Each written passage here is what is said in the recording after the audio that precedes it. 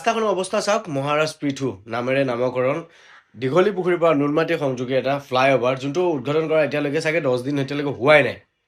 আৰু সেই ৰাস্তাৰ অৱস্থা চাওক, গাঁত খান্দি গৈছে, মানে মানে এনেকুৱা লাগিছে ন, মানে এইটো মই মামাক ৰিকুৱেষ্ট কৰিছোঁ, এই ভিডিঅ'টো যে আপুনি চাই আছে বা আপোনাৰ তাত যদি যোৱা নাই, যোনে পাৰা ভিডিঅ'টো শ্বেয়াৰ কৰা, মামাৰ তাতে পঠাবা, যে যোন দালালক এই ব্ৰিজখন বনাব দিছিলে, এই ফ্লাইঅভাৰখন বনাব দিছিলে, আপোনালোকে চাই চিতি দিছিলে নে নাই? আৰু যেতিয়া সামাজিক মাধ্যমত ইমানকেইটা যে ভিডিঅ' আহি আছে যে ৰাস্তাখনৰ অৱস্থা এনেকা, গাঁত খাইছে, মই কালি শ্লিপ খাই গৈছিলোঁ, কাৰণ ধৰিব নোৱাৰি, নতুন ৰাস্তা কলা হৈ আছে, পিচ গোটেই বালি বালি বালি বালি শিল গুৰি, তেনেকুৱা অৱস্থা। আৰু এতিয়ালৈকে চৰকাৰ বনাই হোৱা নাই, এতিয়ালৈকে চৰকাৰ বনাই নাই। অলৰেডি ইন্ধনৰ দাম বাঢ়িলে, গেছৰ নাটনি হৈ গ'ল, গেছৰ দাম বাঢ়ি গ'ল, কিবা কিবি। আৰু এতিয়া শুনা পাইছোঁ এপ্ৰিল মাহৰ 5 তাৰিখৰ পৰা টোল টেক্সৰ দাম বাঢ়িব 5 টকাৰ পৰা 35 টকালৈকে।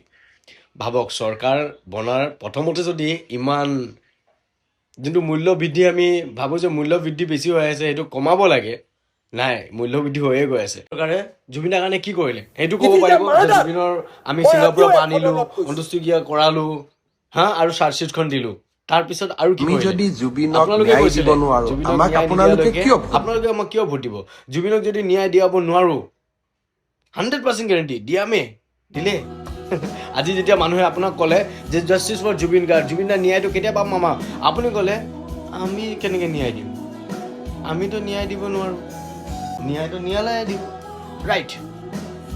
আমি ইলেকশ্যনে খেলিব পাৰোঁ, আমি প্ৰতিশ্ৰুতিহে দিব পাৰোঁ, আৰু আমিহে মন্ত্ৰী, আমি যি কওঁ এইটো আমি নকৰোঁ।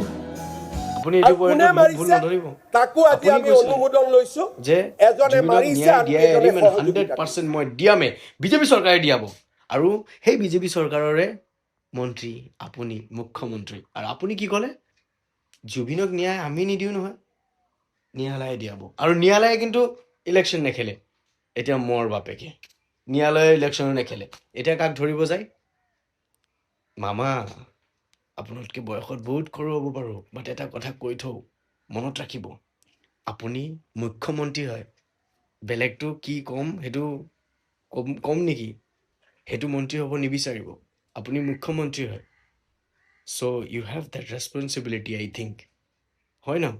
আপোনাক মানুহে কৈছে এইটো কাৰণে, বিকজ ইউ আৰ মুখ্যমন্ত্ৰী। আপুনি যদি ন্যায়ালয়ত কৈ দিয়ে যে জুবিনৰ কেছটো ইমান টাইম কেলৈ লাগি আছে, চাৰ্জশ্বিটখনত কিবা বেলেগ লেংগুৱেজত লিখা আছে নি যে পঢ়িব টাইম লাগি আছে, এনেকৈ যদি কৈ দিয়ে আপুনি, কালিয়ে ন্যায়ালয়ে ন্যায় দি দিব, বিকজ ইউ আৰ মুখ্যমন্ত্ৰী।